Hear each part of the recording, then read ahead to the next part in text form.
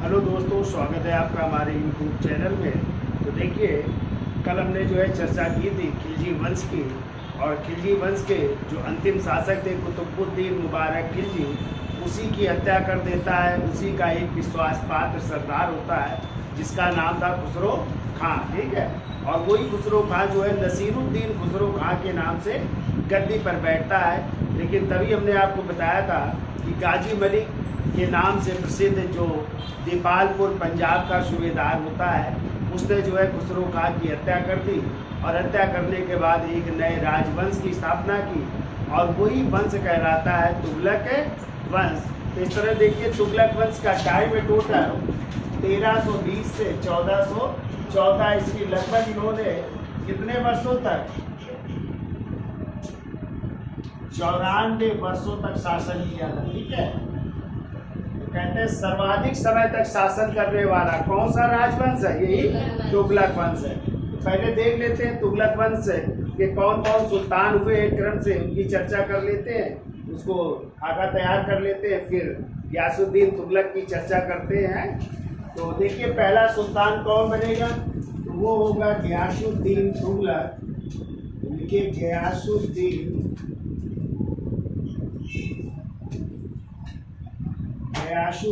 तुगलक। और इस गियासुद्दीन तुगलक का टाइम है 1320 से लेकर के 1325 ईस्वी तक, यानी 5 साल तक ही शासन करता है। और इसकी मृत्यु हो जाएगी एक दुर्घटना में। कौन सी दुर्घटना होगी उसकी हम चर्चा करेंगे।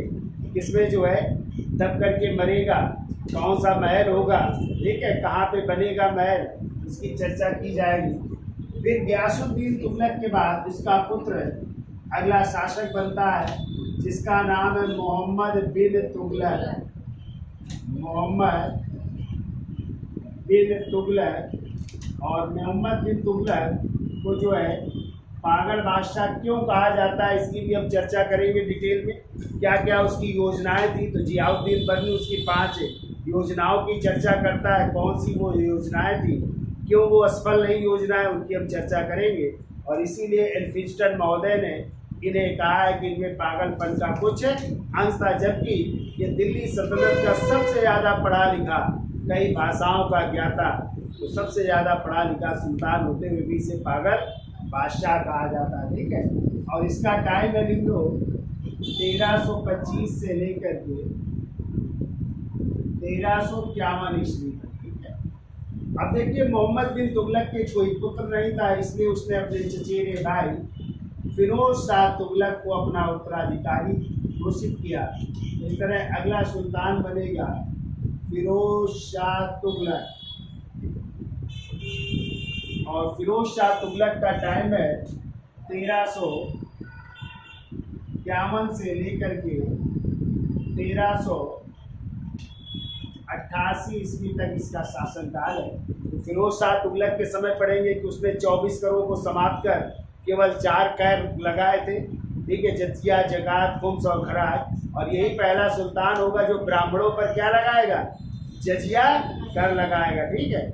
कई विभाग स्थापित करेगा, जैसे एक उसने दीवान बंदगान की स्थापना, रोजगार विभाग की स्थापना, पेंशन विभाग की स्थापना, बहुत से विभाग स्थापित करेगा। बहुत से नगरों का निर्माण करवाएगा, जिनमें कि जौनपुर नगर की स्थापना करेगा, ठीक है, फिरोजाबाद की स्थापना करेगा, फिरोज शाह कोटला की स्थापना करेगा। तो सब हम डिटेल में चर्चा करेंगे, ठीक है। अब देखिए, फिरोज शाह तुगलक के बाद जो अगला सुल्तान बना था, उसका टाइम 1 साल के लिए था, तो गियासुद्दीन तुगलक द्वितीय नाम से बना था, ठीक है। लोग गियासुद्दीन तुगलक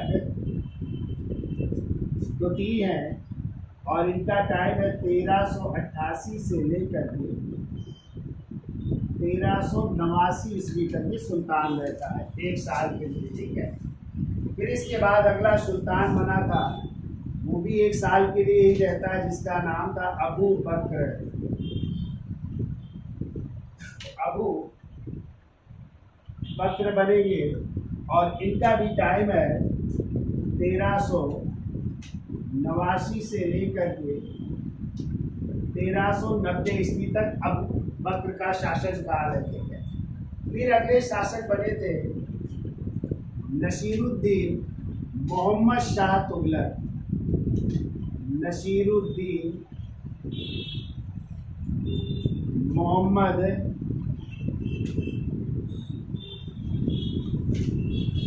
शाह तुगलक, और इन्होंने 4 वर्ष तक शासन किया था। इनका टाइम है 1390 से लेकर के 1394 ईस्वी तक इन्होंने शासन किया था। नाम मात्र के शासक है, ज़्यादा चर्चाएं नहीं की जाएगी। फिर अगला शासक बना था अलाउद्दीन सिकंदर शाह। अलाउद्दीन सिकंदर शाह, जिसका एक नाम हुमायूं भी कहते हैं, इसे हुमायूं भी कहते हैं।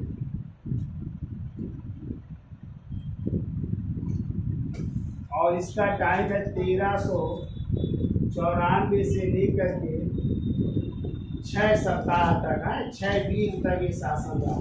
6 सप्ताह तक इसने ही शासन किया, 6 सप्ताह इसका शासन काल है। फिर देखो नसरत शाह तुगलक।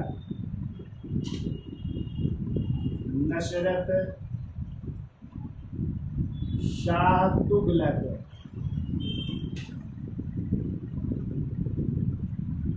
और इनका टाइम है 1395 से लेकर के 1398 ईस्वी तक इन्होंने शासन किया था, ठीक है। फिर अंतिम शासक है नसीरुद्दीन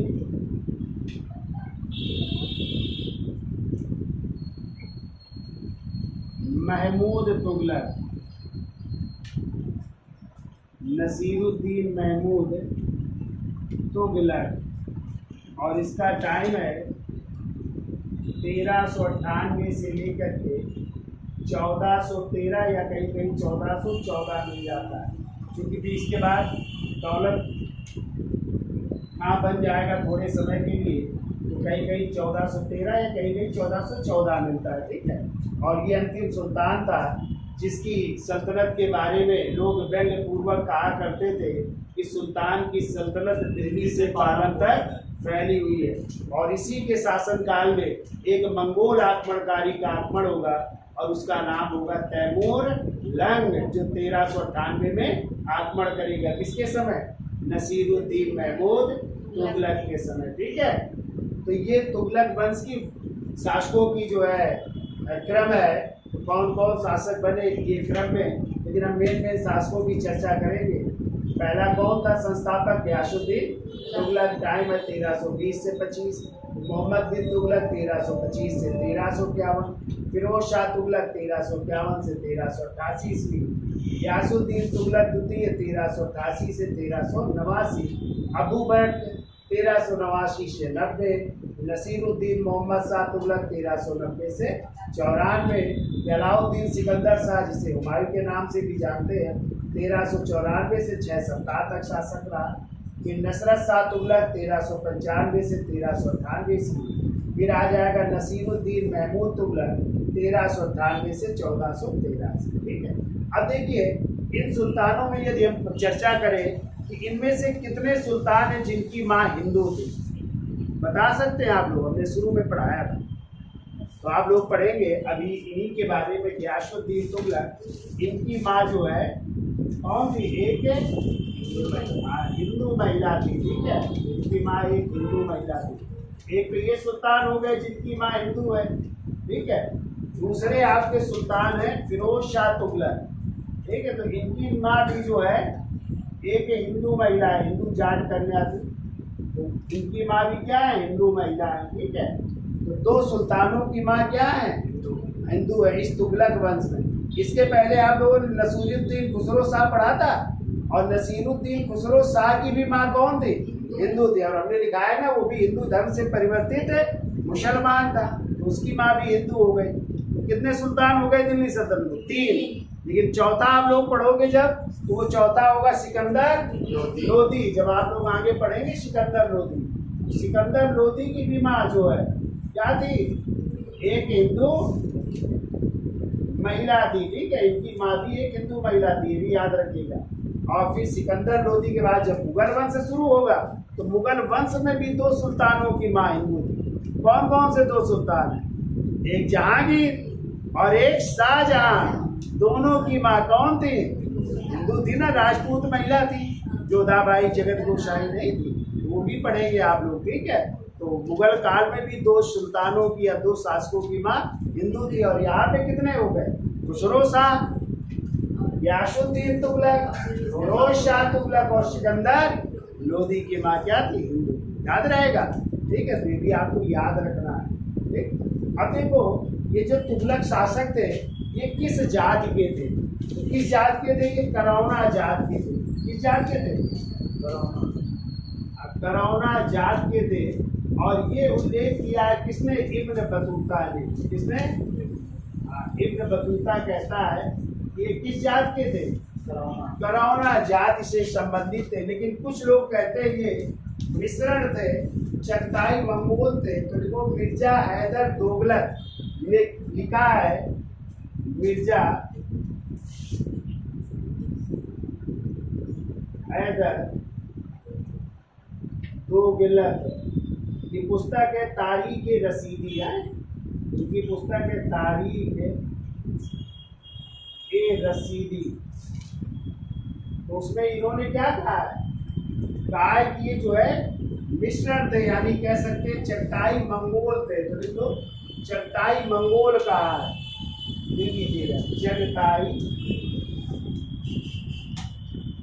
मंगोल का। ऐसे एक इतिहासकार है मार्को पोलो, जो आता है भारत, मार्को पोलो। उसने कहा ये मिश्रित जाति के थे, मिश्रित जाति का बताया है। और कौन सी मिश्रित जात? तो एक तातार और एक दूसरी जात थी भारतीय, ठीक है। तो तातार और भारतीय का है, तातार प्लस भारतीय जाति का बताया है। और इसके बाद जो है एक लेखक है फरिश्ता, फरिश्ता, और फरिश्ता ने भी मिश्रित जात का बताया है। और इनको कहा ये जाट, जाटों के और तुर्कों की मिश्रित जाति थे, ठीक है। तो इन्होंने क्या बताया? जाट, तुर्क प्लस जाट बताया है। इनके बारे में जो है ये मिश्रित जाति के थे। अब हम एक एक करके चर्चा करेंगे। तो पहली हेडिंग डाल दीजिएगा गयासुद्दीन तुगलक है, इसकी साइड ले लो, फिर आगे चलते हैं। तो देखिए, तुगलक वंश के संस्थापक कौन थे? गयासुद्दीन तुगलक थे, ठीक है। तो इनके बारे में विस्तार से चर्चा कर लेते हैं। तो पहले तो लिखिए इनकी उपाधि, कौन कौन सी उपाधि है इनकी। देखिए, पहली उपाधि है इनको गाजी मलिक कहते हैं, गाजी मलिक, यानी गाजी की उपाधि धारण करने वाला एक पहला सुल्तान है। और क्यों इसने उपाधि धारण की? हमने आपको पीछे भी पढ़ाया, इसने 29 युद्धों में क्या की थी? विजय प्राप्त की थी ना। और इसे जो है, गाजी का मतलब होता है काफिरों का वध करने वाला। काफिर कौन होते हैं? मुसलमानों को छोड़कर बाकी सभी लोग क्या होते हैं? काफिर होते हैं। तो काफिरों का वध करने वाला, ठीक है। और ये गाजी मलिक का उल्लेख लिख लो कहाँ पे है? तो लिख लो मुल्तान की जामा मस्जिद में इसका उल्लेख है, ठीक है। लिख लो मुल्तान की जामा मस्जिद में उल्लेख, जामा मस्जिद में उल्लेख हुआ है इसका। इसके बाद दूसरी इसकी उपाधि लिख लीजिए, और इसकी दूसरी उपाधि है अल शहीद की, अल शहीद की इसकी उपाधि। ये दोनों उपाधियां याद रखिएगा, पूछी गई है। और ये उपाधि मिलती है मोहम्मद बिन तुगलक के सिक्कों पर है। तो देख लो, मोहम्मद बिन तुगलक, या MBT इनके बेटे का नाम था, शार्ट में लिख लो। मोहम्मद बिन तुगलक के सिक्कों पर उत्कीर्ण है, सिक्कों पर उत्कीर्ण की गई है, यानी अपना पिता की उसने ये उपाधि अंकित करवाई है अल शहीद की। ठीक है। अब देखिए इनके पिता का नाम था पुतलुग खां, पुतलुग खां नाम था पिता का। और जबकि इनकी माँ जो है, इन्होंने बताया था ये कि जाट कन्या थी ना, यानी ये हिंदू धर्म या हिंदू माँ से उत्पन्न हुआ पुत्र था। तो माँ कौन थी? एक जाट कन्या थी। ठीक है।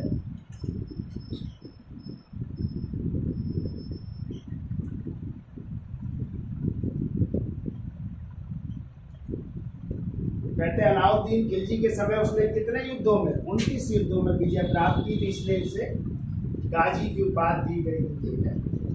अगला पॉइंट तो गियासुद्दीन तुगलक के व्यक्तित्व में, ये कई बार क्वेश्चन पूछा गया, याद रखिएगा। गियासुद्दीन तुगलक के व्यक्तित्व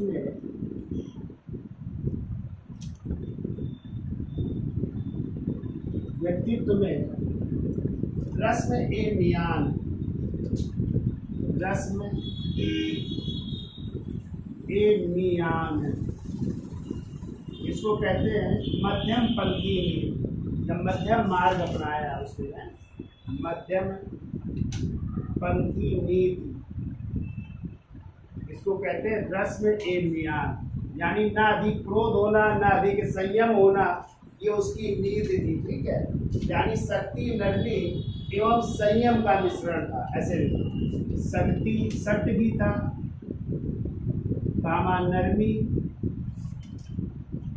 एवं संयम का मिश्रण था, संयम का मिश्रण, इसलिए कहलाती इसकी नीति मध्यम पंथी नीति है। इसी को कहते हैं रस्म ए मियान कहते हैं, याद रखिएगा। ठीक है। उसकी ये व्यक्तित्व की खासियत थी, मध्यम पंथी नीति अपना। ठीक है। अगला पॉइंट को गियासुद्दीन तुगलक सुल्तान बनने से पहले, सुल्तान बनने से पहले, हमने पीछे भी बताया था कि ये कहाँ का सूबेदार था? पंजाब, और पंजाब की राजधानी थी दीपालपुर। दीपालपुर का सूबेदार था, दीपालपुर का सूबेदार था। तो सुल्तान बनने से पहले आ जाए, कहाँ का सूबेदार था गियासुद्दीन तुगलक? तो दीपालपुर या फिर पंजाब हो जाएगा। ठीक है। पंजाब या दीपालपुर का सूबेदार था। ठीक है। अगला पॉइंट, गियासुद्दीन तुगलक ने कहा था, क्या कहा था उसने? कहा था मेरा धनुष बाण ही मेरा सिंहासन है, मेरा धनुष बाण ही,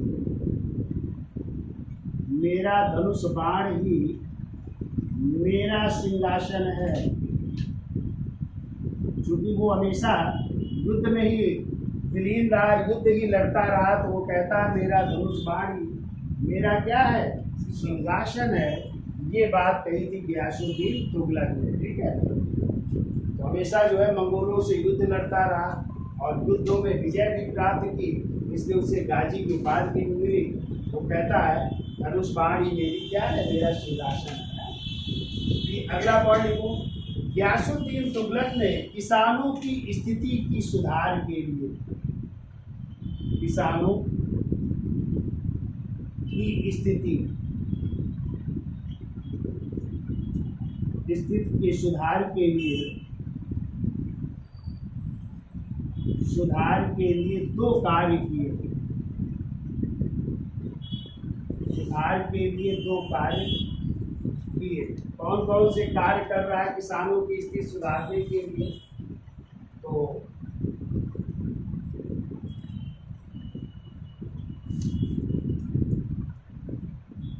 वो कार्य थे, एक तो किसानों की स्थिति में सुधार पहला कार्य था, पहला लिख दो, यानी किसानों, उसके दो कार्य थे, ऐसा कर लो है। गयासुद्दीन तुगलक के दो कार्य थे, नंबर 1 किसानों की स्थिति में सुधार और दूसरा था कृषि योग्य भूमि में वृद्धि करना। दूसरा लिख दो, कृषि योग्य भूमि में वृद्धि करना। ये दो प्रमुख सुधार थे, ठीक है। कृषि योग्य भूमि में वृद्धि करना।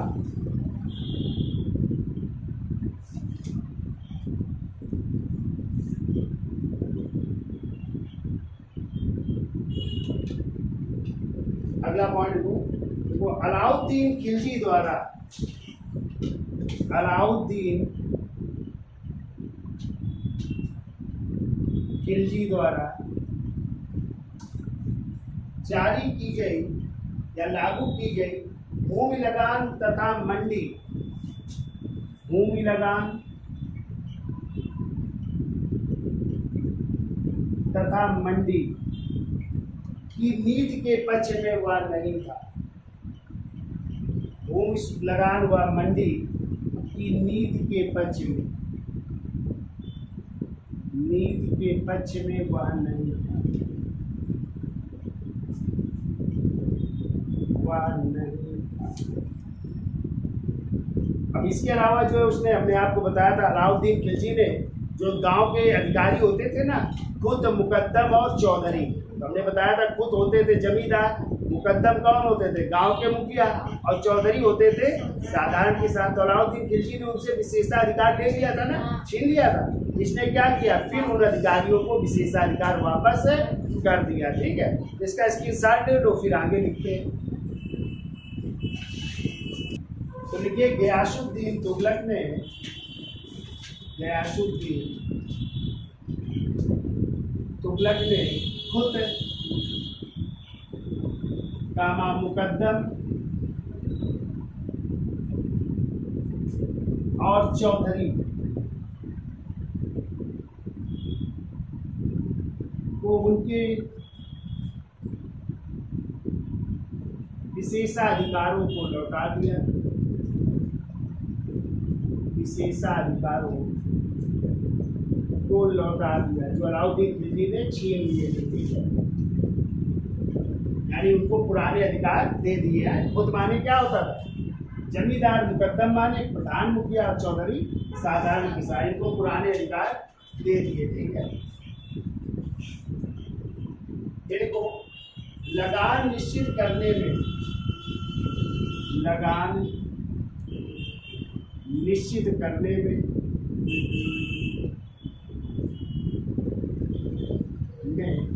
बटाई प्रथा या नस्ल पद्धति का प्रयोग फिर से प्रारंभ किया। बटाई पद्धति या बटाई प्रथा, इसी को कहते हैं नस्ल प्रथा, को फिर से प्रारंभ किया, को फिर से प्रारंभ किया। और इसने जो है टैक्स भी कम कर दिए। देखो, अलाउद्दीन खिलजी ने उपज का 50%, 1/2 भाग लिया, लेकिन इसने कम करके 1/3 कर दिया था, ठीक है।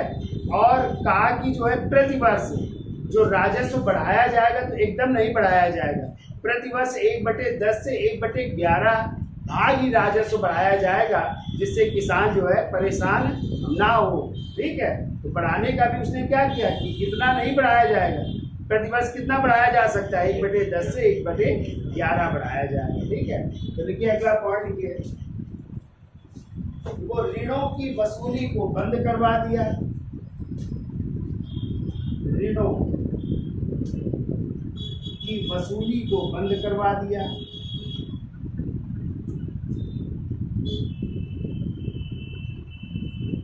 बंद करवा दिया,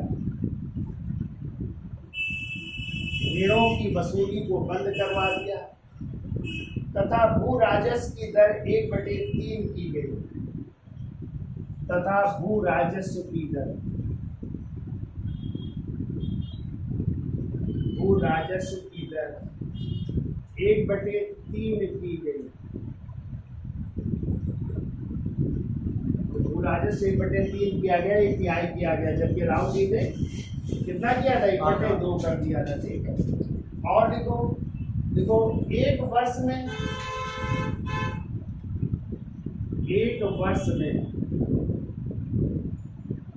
1/10 से 1/11, 1/10 या 1/11% से अधिक भू राजस्व की वृद्धि नहीं की जाएगी, से अधिक की भू राजस्व वृद्धि नहीं की जाएगी, भू राजस्व वृद्धि नहीं की जाएगी। ये कई बार क्वेश्चन आया, याद रखिएगा। ठीक है, पूछा गया उसमें प्रतिवर्ष भू राजस्व दर को बढ़ाने का लक्ष्य कितना रखा, 1/10 से 1/11 रखा। कहा इससे ज़्यादा भू राजस्व की वृद्धि नहीं की जाएगी प्रतिवर्ष में, एक वर्ष में। अगला पॉइंट को देखिए, पहला सुल्तान है जिसने सिंचाई के लिए नहरों का निर्माण करवाया। बहुत क्वेश्चन आता है कि सिंचाई के लिए नहरों का निर्माण कराने वाला पहला सुल्तान कौन था, तो गयासुद्दीन तुगलक था। जबकि सर्वाधिक नहरों का निर्माण करवाया तो फिरोज शाह तुगलक, 5 नहरें बनवाएगा। ठीक है, लेकिन ये पहला सुल्तान है जिसने नहरों का निर्माण करवाया, किसके लिए, सिंचाई के लिए करवाया था। ठीक है, तो देखिए अगला पॉइंट, देखो सिंचाई के लिए नहरों का निर्माण कराने वाला, सिंचाई के लिए नहरों का निर्माण कराने वाला,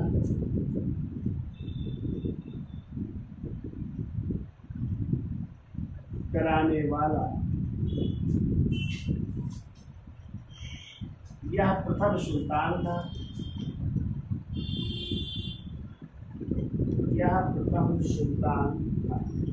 सर्वप्रथम इसने सिंचाई के लिए नहरों का निर्माण करवाया था। ठीक है,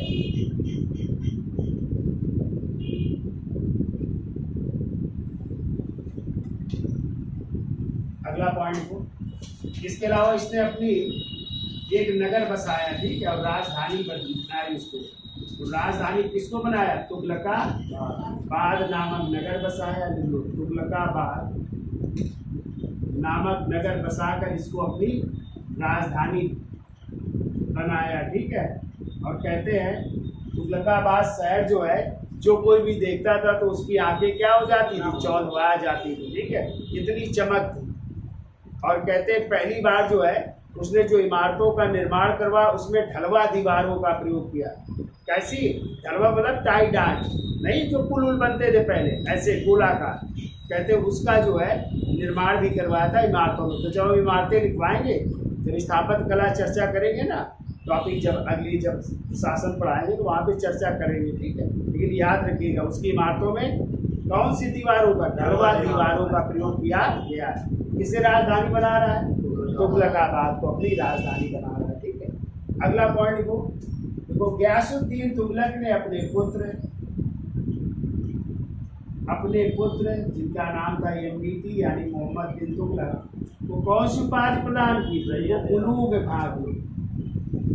उलूग खां की उपाधि प्रदान की।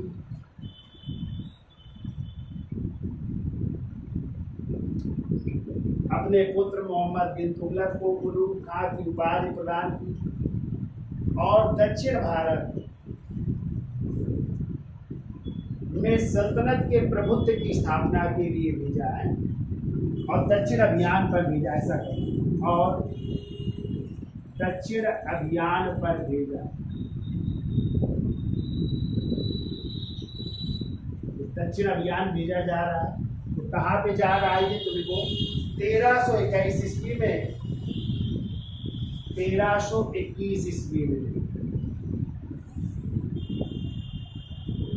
वारंगल, और वारंगल ये नाम किसका है, तेलंगाना का ना, तो वारंगल या तेलंगाना की शासक जब मलिक काफूर ने आक्रमण किया था तो कौन थे यहाँ पे, प्रताप रुद्रदेव थे ना। तो देखो प्रताप रुद्रदेव को पराजित किया प्रताप रुद्रदेव को पराजित किया और वारंगल का नाम बदलकर सुल्तानपुर रख दिया।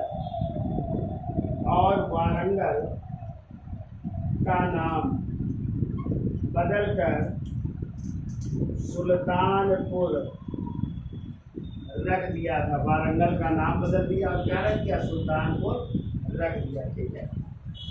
फिर वो 1323 ईस्वी में 1323 ईस्वी में मोहम्मद बिन तुगलक या उलूग खान ने मोहम्मद बिन तुगलक ने मथुरा नाम सुना है? तो वो मथुरा या मदुरई को जीत कर दिल्ली सल्तनत में मिला लिया। मथुरा या मदुरई को जीत कर दिल्ली सल्तनत में मिला लिया। दिल्ली सल्तनत में मिला लिया जा रहा है मदुरई को। ठीक है। मेरे को 1324 ईस्वी में जाजनगर, और जाजनगर पड़ता है उड़ीसा में है। तो जाजनगर उड़ीसा के शासक भानुदेव द्वितीय को पराजित किया। के शासक भानुदेव द्वितीय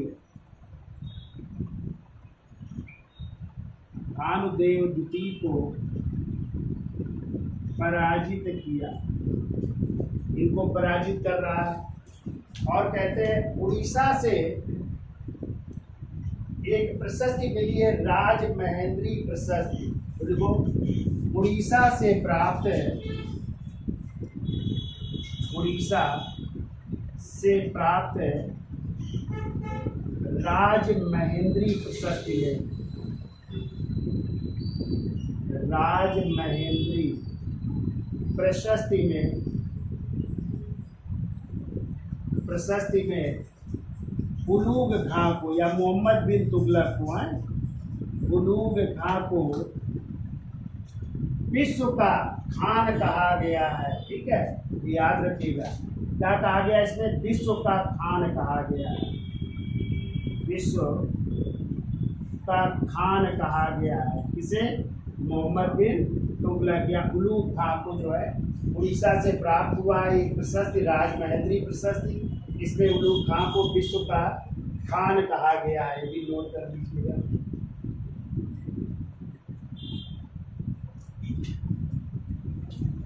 इतना नोट कर लो। फिर तो यहाँ पे लिख देते हैं, शायद दिख नहीं रहा है।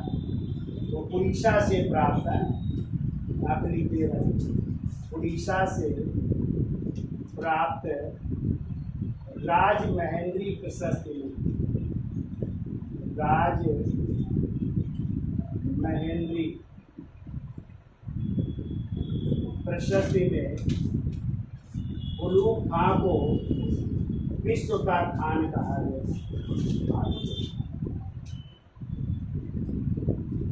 विश्व का खान कहा गया। इसका स्क्रीनशॉट ले लो, फिर आगे चलते हैं।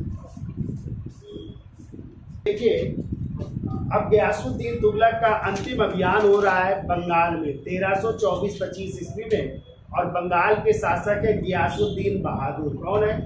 गयासुद्दीन बहादुर के ऊपर किया गया ये अंतिम अभियान था।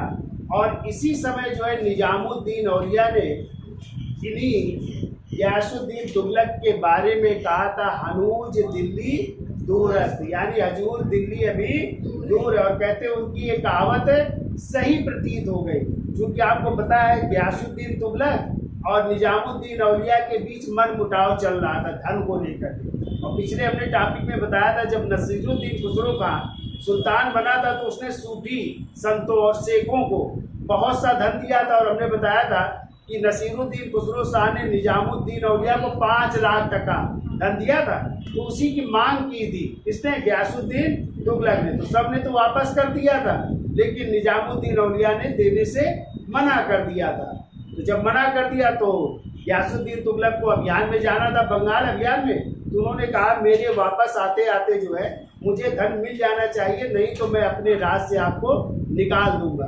तो इस बात से नाराज थे औलिया जी, और उन्होंने इसके उत्तर में जवाब दिया कि हनूज दिल्ली दूरस्थ, यानी हजूर दिल्ली अभी दूर है। और कहते जब बंगाल अभियान से वापस लौट रहे थे गयासुद्दीन तुगलक, तो उनके बेटे जो है जिनका नाम था जौना खां या उलूग खां या मोहम्मद बिन तुगलक, तो इस विजय के उपलक्ष्य में जो है जौना खां या मोहम्मद बिन तुगलक ने दिल्ली के निकट एक स्थान है अफगानपुर, कौन सा स्थान, तो वहाँ पे एक महल बनवाते, लकड़ी का महल। कैसा महल? लकड़ी का महल बनवाया जाता, और इस महल को तैयार किया था अयाज खां। किसने तैयार करवाया? अयाज खां द्वारा निर्मित था। और कहते हैं जब सुल्तान उस महल में प्रवेश करते, लकड़ी के महल में, तो वो महल जो है गिर जाता है, और गिर करके जो है सुल्तान की दब करके उसी में क्या हो जाती है, मृत्यु हो जाती है। तो निजामुद्दीन औलिया की वो कहावत सही प्रतीत हुई कि हनूज दिल्ली दूरस्थ है, दिल्ली अभी दूर है, बेचारे दिल्ली तो नहीं पहुंच पाते हैं, स्वर्ग लोग जरूर है पहुंच जाते हैं। ठीक है, तो ये बात कही गई है, तो वही कहानी है, उसको भी लिख लेते हैं। तो देखिए 1324-25 ईस्वी में, 1324-25 ईस्वी में गयासुद्दीन तुगलक का अंतिम सैन्य अभियान, गयासुद्दीन तुगलक का अंतिम सैन्य अभियान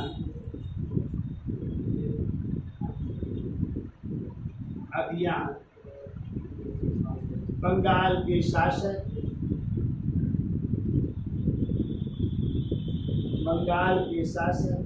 गियासुद्दीन बहादुर के विरुद्ध था। गियासुद्दीन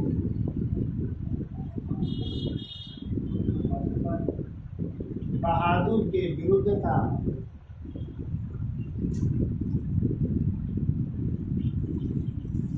गियासुद्दीन बहादुर के विरुद्ध था। और इसी समय निजामुद्दीन औलिया ने, इसी समय निजामुद्दीन औलिया ने,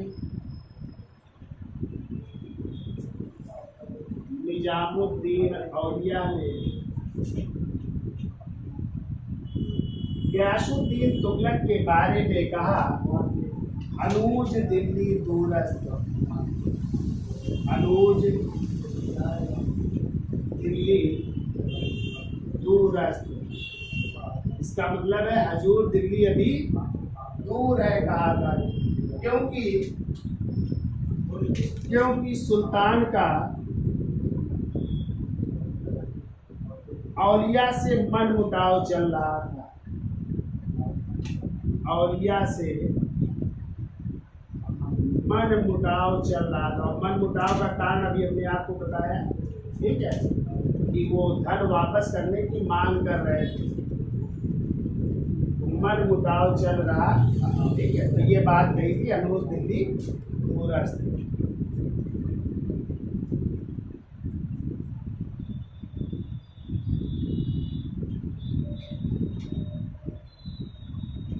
देखो बंगाल विजय के बाद, बंगाल विजय के बाद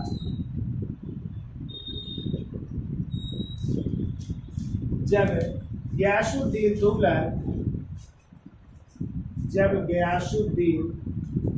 तुगलक दिल्ली लौट रहा था,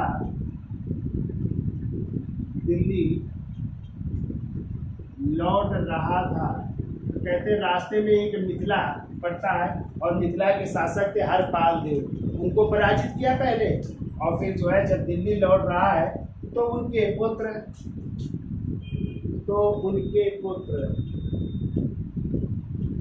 जौना खां किसका नाम है? मोहम्मद बिन तुगलक का। देखो जौना खां ने सुल्तान का स्वागत करने के लिए,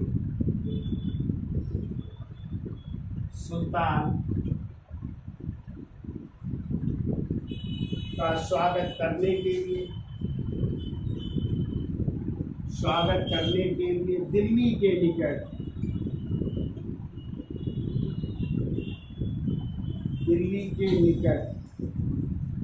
अफगानपुर नामक स्थान में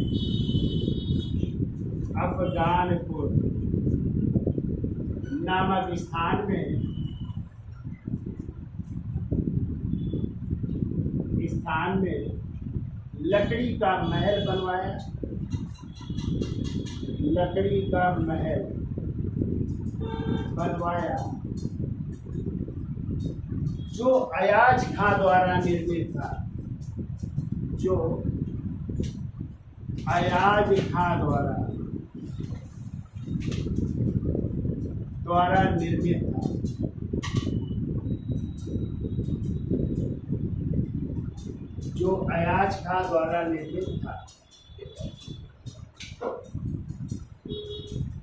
वो जिस महल में सुल्तान का स्वागत किया जा रहा था, वह महल अचानक गिर गया।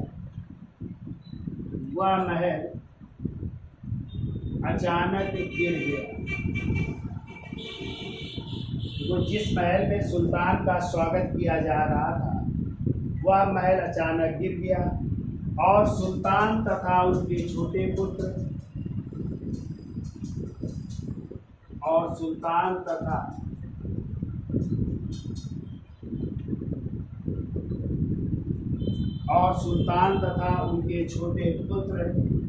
महमूद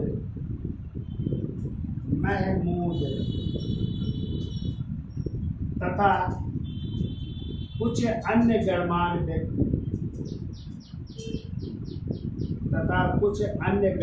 व्यक्ति इसमें दबकर मर गए।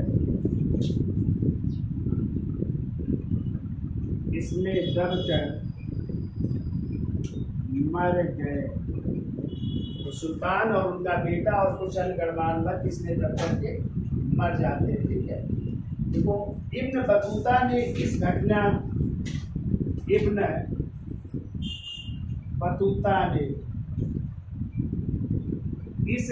का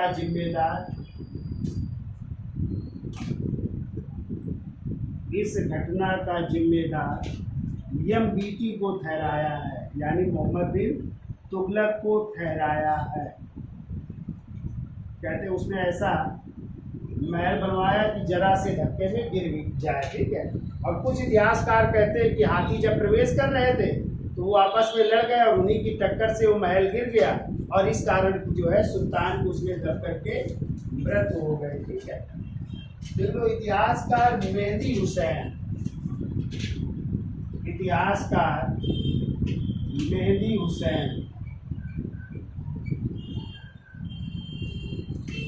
सुल्तान की मृत्यु को दुर्घटना मानते हैं।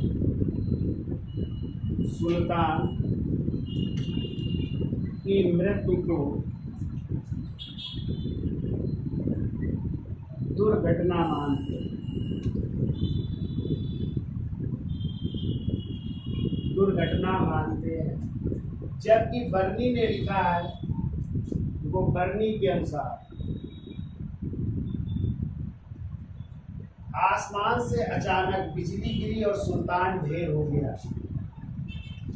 आसमान से अचानक बिजली गिरी और सुल्तान ढेर हो गया।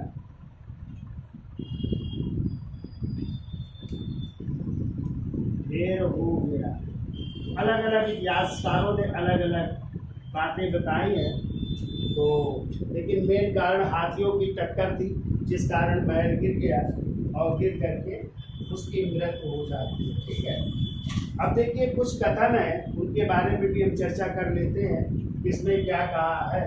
जैसे अमीर खुसरो कहते हैं कि गियासुद्दीन 100 पंडितों का सिरो वस्त्र अपने राजमुकुट के नीचे धारण करता था और उसने कुछ वैसा नहीं किया जो विवेक एवं बुद्धि से परिपूर्ण ना हो, ये बात है। ठीक है, ये भी कोटेशन पूछा गया, वो कोटेशन कुछ लिख लेते हैं। ठीक है, तो इसका स्क्रीनशॉट ले लो, फिर आगे चलते हैं। देखिए कोटेशन लिख लो, लिखो अमीर खुसरो के अनुसार, अमीर खुसरो के अनुसार गियासुद्दीन 100 पंडितों, गियासुद्दीन 100 पंडितों का शिरोवस्त्र अपने राजमुकुट, 100 पंडितों का शिरोवस्त्र अपने राजमुकुट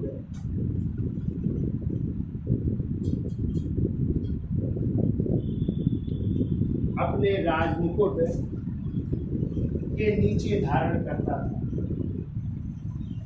के नीचे धारण करता था। इसका मतलब समझे, यानी 100 पंडितों की बुद्धि के बराबर उसका जो है वो इतना बुद्धिमान था, ठीक है, कि अपने जो है किसके राजमुकुट के नीचे जो उसका सर है वो 100 पंडितों से भी ज्यादा बुद्धिमान था, इतना था, ठीक है। और क्या लिखते हो, कहते उसने कुछ भी वैसा नहीं किया, उसने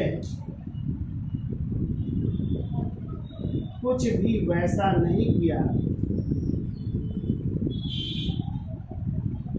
कुछ भी वैसा नहीं किया जो विवेक एवं बुद्धि से परिपूर्ण ना हो, जो विवेक एवं बुद्धि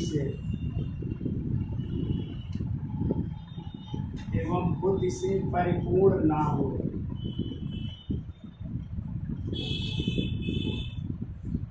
ये बात लिखते हैं अमीर खुसरो, ठीक है।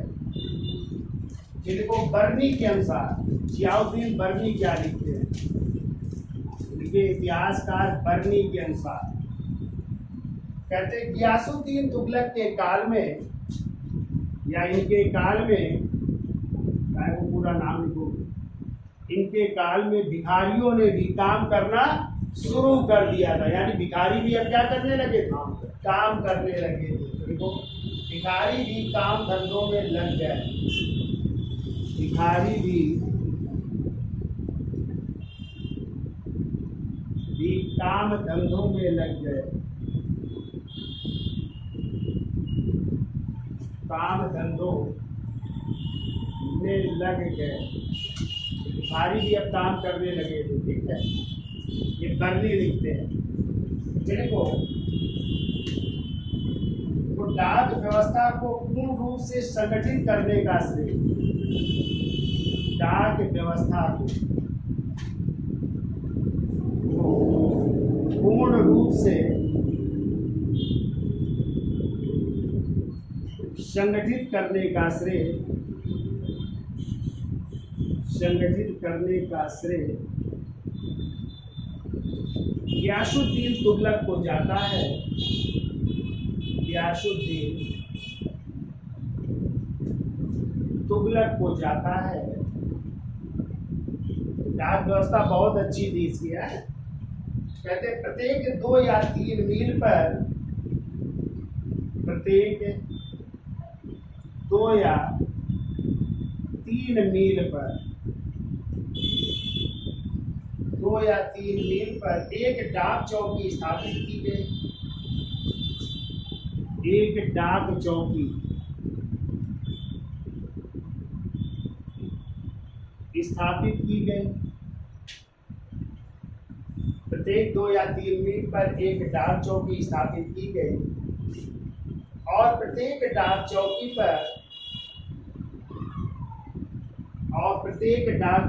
पर, डाक सूचना ले जाने वाले 2 घुड़सवार,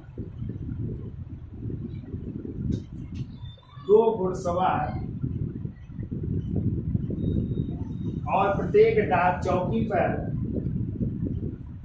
डाक सूचना ले जाने वाले 2 घुड़सवार तैनात रहते थे, 2 घुड़सवार तैनात रहते थे जिन्हें हरकारा कहा जाता,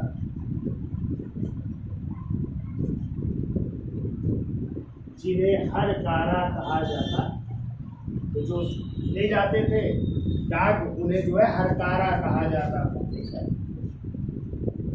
फिर लोग भारत में डाक व्यवस्था का विस्तृत वर्णन। भारत में डाक व्यवस्था का विस्तृत वर्णन किसने किया है? इब्न बतूता ने किया है। तो विस्तृत वर्णन का उल्लेख करने वाला इब्न बतूता ने किया है। इब्न बतूता ने किया, विस्तृत डाक व्यवस्था का वर्णन किया है इब्न बतूता, जो कहाँ का यात्री था? मोरक्को। और मोरक्को कहाँ पड़ता है? कौन से अफ्रीका में? उत्तरी अफ्रीका में। तो मोरक्को का यात्री था ना, जो आएगा किसके समय? मोहम्मद बिन तुगलक समय। उसे दिल्ली का काजी बनाया जाएगा। ठीक है, क्या लिखा? विस्तृत वर्णन इब्न बतूता ने किया। देखो गियासुद्दीन, देखिए अगला पॉइंट, गियासुद्दीन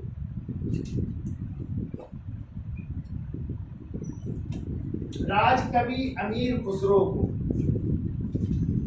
राजकवि उस समय थे अमीर खुसरो, और अमीर खुसरो ने 8 सुल्तानों का कार्यकाल देखा है, आगे पढ़ेंगे आप लोग। अमीर खुसरो को प्रति मास 1000 टका पेंशन देता था। अमीर खुसरो को प्रति मास 1000 टका पेंशन देता, 1000 टका पेंशन देता था। और अमीर खुसरो की कृति तुगलकनामा इन्हीं को समर्पित है। और अमीर खुसरो की कृति तुगलकनामा अमीर खुसरो ने लिखी थी ना, तुगलकनामा गियासुद्दीन तुगलक को समर्पित है। और अमीर खुसरो की अंतिम भी कृति है ये, चाहे याद रखिएगा, अंतिम कृति तुगलकनामा, अंतिम कृति तुगलकनामा गियासुद्दीन तुगलक को समर्पित है।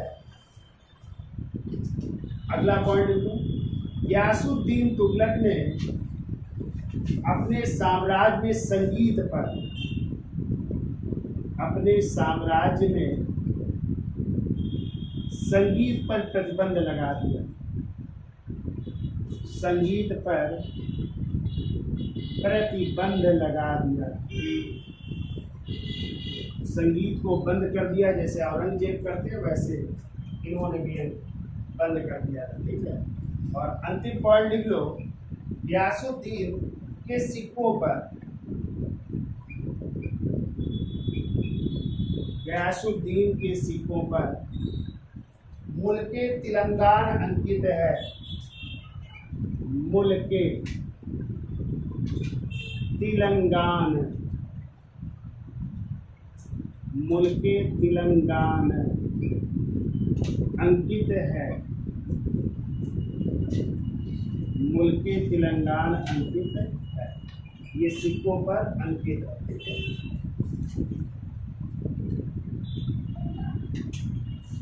तो ये कहानी है गियासुद्दीन तुगलक की, और इसके बाद अगली चर्चा होगी मोहम्मद बिन तुगलक की। तो वीडियो अच्छा लगा हो तो लाइक करें, शेयर करें और सब्सक्राइब करें।